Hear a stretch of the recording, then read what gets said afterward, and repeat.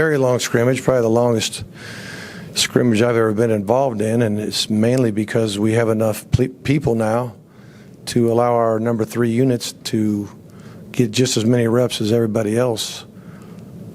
Usually the 1s and the 2s get a lot of work, and the 3s, we put them in there almost sometimes just to give the 1s and 2s a rest, considering the lack of depth in the past.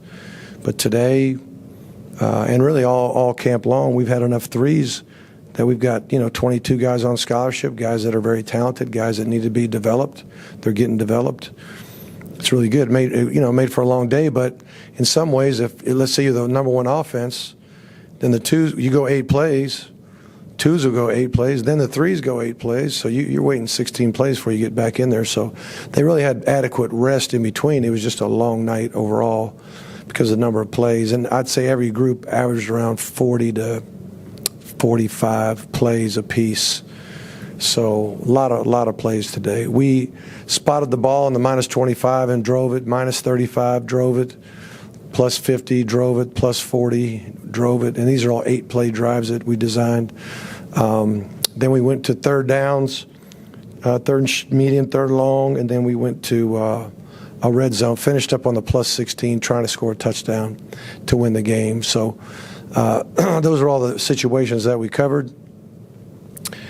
Just to find, I know Amon had about 4 catches. I'm not doing all the unofficial stats, sorry about that, but in the fall, I really don't want to give anybody a clue to who's doing what, really. But Cager had a couple TD catches, and Amon had about 4 or 5 catches. I know Shaq played big. He had probably about 6 tackles. There were some sacks, without a doubt, but most of them really were in the third down and long category, which is what you don't want to get into. And it was mostly our 2 and 3 units are actually our number 1 unit protected, I thought, very well. Malik threw a couple touchdowns, I know, and no picks. The other quarterbacks, I think, are getting there. And sometimes if you're that quarterback with the number 2 unit going against the number 1 defense, there's not much you could do but try not to fumble the ball when they hit you. And so a lot of times it's hard to grade when the number 2 quarterback is in there, when he's in there with the 2 unit. 3s on 3s is more even. 1 versus 2 defense is the one you want to be in. But I will say I think Nkosi is coming along well. Jaron, he just still kind of sometimes gets his head on a swivel and finds somebody and zings it to him. He doesn't always know exactly where he's going and why, but he's got ability. And Weldon's really had a great camp. Really only had one day where he was off. The first 5 in a row he was on fire, and really had probably the highest passing percentage of all QBs. Tonight he didn't get on track that much tonight, but running the ball, we got a combination of running backs and QB run. No one really had a big day running the ball. There's some good, tough physical runs. DJ Dallas did that. Homer, as always, did that.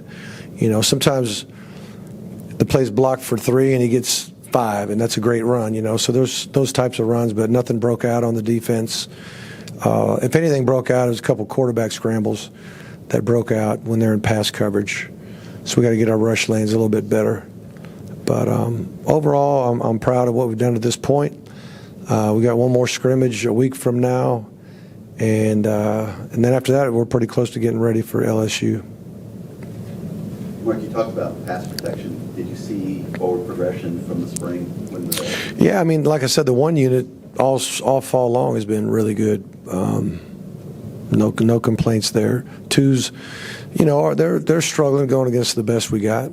Those guys are pretty good, those rushers, and whether it's just coming off the edge with speed or start out with speed and then decide to go from speed to power. You're giving a speed rush and then you just turn right into the guy and run him into the quarterback. I saw a few of those. And our tight ends, we do use our tight ends to protect at times, and they're getting knocked around, manhandled pretty good right now, especially the young guys. But it's a combination of, a guy like Joe Jackson just being a full-grown man and them still trying to figure it out. So. Devon at right tackle. Yeah, Navon's doing much better. He really. I feel good about him at right tackle right now. I feel good about the one unit. Hayden Mahoney has had a really good camp. We're thinking Benzel would really challenge him, and I think he still can challenge him. But as you would imagine, he's still learning what to do. Benzel is still learning. When he really learns it and can play full speed, he could probably compete a little bit harder at that spot. Right this second, I would say Scaife is probably the sixth guy at one of a few positions probably. Like you said you wanted to create the atmosphere of a game day, especially for the young guys that have never gone through this. How did you see some of the dimensions? We had kids dropping balls that don't normally drop a ball. Plays are so close to being a great play, and then we don't hang on to the ball. There's more drop passes, I think, this day than any day in camp. It's kind of like this maybe is more meaningful than before, and if you guys just couldn't hang on to the ball. But overall, there's some really nice plays made on offense, and as a whole, the defense, number one unit, dominated their number against the number 2-0, but number 1-0, if you had to say who won between 1-0 and 2D, I'd say the number 1-0 got the best of them. But it was a closer battle than our defense, one defense versus two offense. Bubba, I think Bubba's eyes got big too. Learning how to kick in a $500 million stadium. I think might have got to him a little bit. He struggled today, to be honest with you. In the other practices, though, he's done very well. He actually, he didn't make it.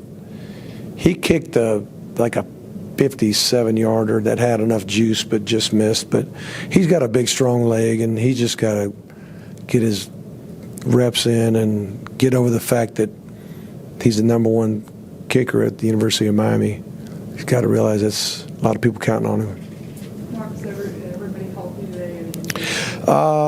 Let's think. We had no one have anything that I would be really concerned about. You get guys get dinged up a little bit, and some guys go out for a minute and come back. We've had a couple guys that were, kind of nursing a hammy, thought they were ready, weren't quite ready, but didn't pull it, type thing. A couple guys like that. I can't think. Yeah, Pinckney played, didn't he? Didn't Pinckney play? Yeah, he played. I don't remember. Be honest with you. Do you remember who had a pick? Do you know who did? Red White got a pick. Was that the only pick of the day? Did we know? So this was the end of week one. Yep. How would you sum up where you are right now? I think we're in a good place. I think guys are fighting hard. I think they're working the way they need to work. I think we're we'll after watching this tape, we'll get closer to trying to figure out who can play and who can't. But the thing we got to remember is with the young guys, they may make huge improvement from this week to next week. Number one, we're not going to install a lot more. We're installing something new every day, something new. And after a while, it gets cloudy for them. Now, next week, we'll install very little. So now they can start trying to perfect it. So where they can go from week one to week two, it can be a big jump. Where if you have a guy that's been in the program his third year now, I wouldn't expect a giant jump on some of those guys. But those young guys, they're going to definitely make quick progress. Couple more guys. Any week one movers? Guys that have jumped out. I hate that. You get the same answer after every scrimmage. You got to look at the tape to really see. It's like I told the guys before the game or before the scrimmage, especially the young guys. There's a lot of flashing going on. Guys that are flashing their ability. A flash means it burns bright and then it kind of goes away. So they're showing that they have the potential to be really good. But if they can't do it on a consistent basis, it's hard to get them in the game. So if they can flash over and over and over, the great players are consistently making those kind of plays. The great ones do that. The good ones, every so often they'll do something big, and everybody will get excited. But can you do it down after down? And that's what we're working on. Mark, how have Brevin and Mallory looked? Overall, for brand new guys, they look great. I mean, they're making mistakes. They can't get lined up right sometimes, and they need a little help. They have the toughest position to learn besides offensive line play and quarterback play. They're, especially where Brevin is, he's what we call the adjuster. He's got to know by play where he lines up sometimes, and he's got so much to process. We ask him to be an on-the-line blocker, run blocker, on-the-line pass blocker, off-the-line pass blocker, and route runner. We got him as an on-the-line tight end running routes. We got him in split. We got him split out in space running routes. Catching bubbles, blocking for bubbles. I mean, he's got a lot on his plate, and Mallory has a good bit too, but not quite as much as the position Brevin is at. Nesta's doing good. He's young. He's one of them flashers. He'll flash real good, and then he'll do something that you can't get lined up right. But he's tough. He's physical, and we need him to get ready. So he's going to play. I can tell you that. Anything else, guys? Thank you. All right. Thanks. Thanks, Mark. Next question.